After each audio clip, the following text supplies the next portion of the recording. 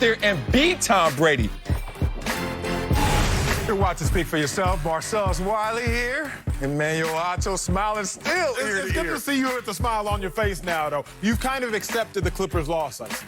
Yeah, I did last night. In-N-Out drive-thru. It's time for our big story, sponsored by Jimmy Dean, because today's your day to shine on. Let's return to my Clippers, still my Clippers, who blew a 3-1 series lead against the Nuggets and failed to reach the conference finals. Doc is now the only coach in NBA history to lose a 3-1 lead in 3 playoff series. Ouch. He's gotten the Clippers to the playoffs in all but one of his 7 seasons in LA, but has never gotten them past the conference semifinals. After the game, Doc said, quote, "I'll take any blame for it." So, Acho, should the Clippers move on from DocRiver? Oh, this is a tough question. It's the toughest question I've gotten all day, and this is why. Doc Rivers, I believe, one of the most beloved coaches in the NBA. At least me as a fan, right? I don't have any basketball ties playing in the NBA, NFL, and after that, an analyst. I'm like, man, I really like Doc Rivers. I appreciate Doc Rivers as a man. I appreciate Doc Rivers as a human being. Marcellus, you know what's coming next.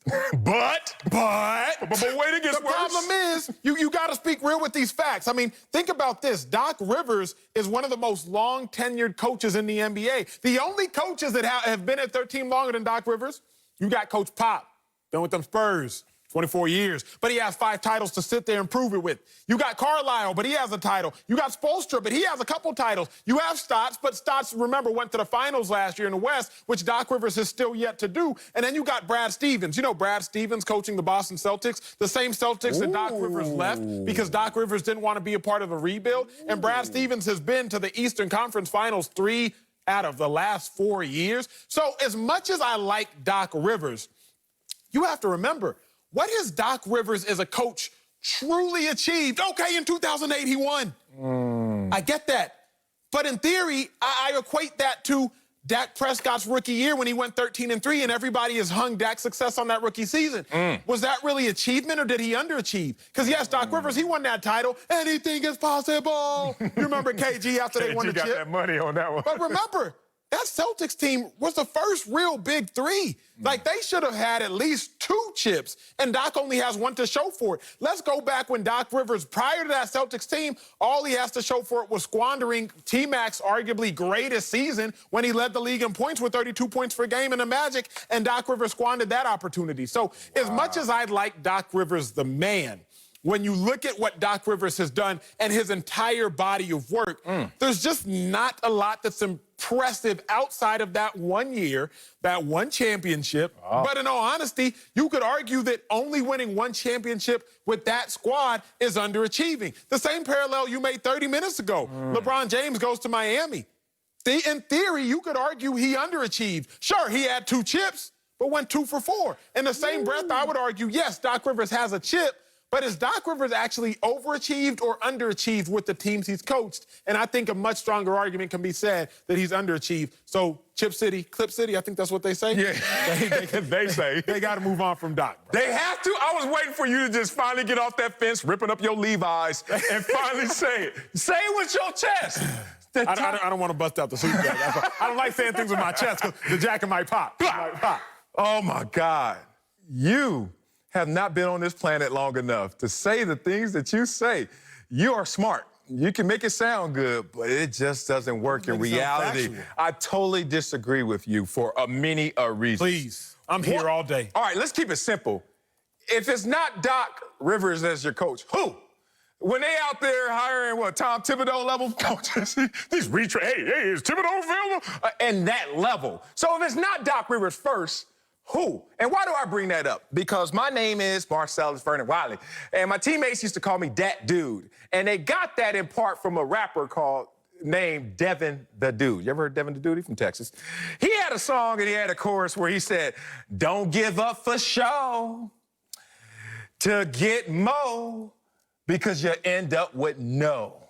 I can't say exactly because it's rap, but the point is, you don't ever give up for show to get mo, because you end up with no. And guess what? If you give up Doc Rivers, who is one of only 6 NBA head coaches that have a championship, 24 other dudes over there with bellies and whistles yelling at players and ain't won jack. And then there's 6, and Doc is one of those guys. You better respect that gangster. I ain't done with you, big dog, because you brought up something that I got to go into. Go into it. You brought up Brad Stevens, who replaced Doc, and you almost put enough sauce on Brad Stevens' name where I would think that you think he's better than Doc Rivers, because his team's in the Eastern Conference Finals right now. But let me remind you what Brad Stevens had to go through. Same thing that Doc Rivers just witnessed and went through with the first year Kawhi Leonard on the Clippers. 2018, were you up here saying fire Brad Stevens when he went through the same damn thing? They added 2 cherries on top, Kyrie Irving and Gordon Hayward. And they had Jason Tatum, Jaylen Brown, Marcus Smart, Terry Rozier, all had these huge roles like, we got this, we got this. And then they brought them cherries on top and said, y'all get out the way and go out there and play. Clippers just witnessed this with Pat Beverly, Montrezl Harrell, Lou Williams. We got this, we got Golden State. Oh, here's 2 cherries on top. It doesn't work the first year. Ask LeBron. He's went through this twice already, and it doesn't work. Here's my biggest problem. Here's what I love about this show, because y'all don't realize what y'all gonna get when y'all come on this show. See, we gonna give a little bit of relationship advice as well. Marcellus' strongest point, and I know it was the strongest point because in TV they tell you, lead with the headline. So he led with the strongest point. No, you said, if not Doc, then who? See, Marcellus, you are in a fear-based relationship. You talking about my wife? I'm gonna You know me well. Marcellus, scared of that lady. You're in a fear-based relationship, meaning don't ever stay in a relationship with somebody because you're scared of what's going to happen if you leave them. Oh, you hit me where it hurts. Don't ever stay in a relationship with somebody, Marcellus, because you're scared. Here's a problem. Right, I understand what you said. You're like, okay, if not Doc, then who? But that can't be the reasons the Clippers stay in a relationship. That's why they've been in a relationship more than likely the last 6, 7 years, because it's like, if not Doc, then who? But let's be real.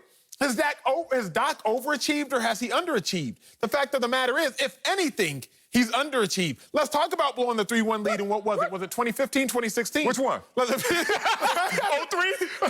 was 15, there was 2020. So, like, if your strongest argument, the strongest case for Doc Rivers is, if not Doc, then who? That's not a strong argument. But again, you're a master contortionist, and so you twist the stats. You say that there are only 5 or 6 other NBA coaches, current coaches with titles.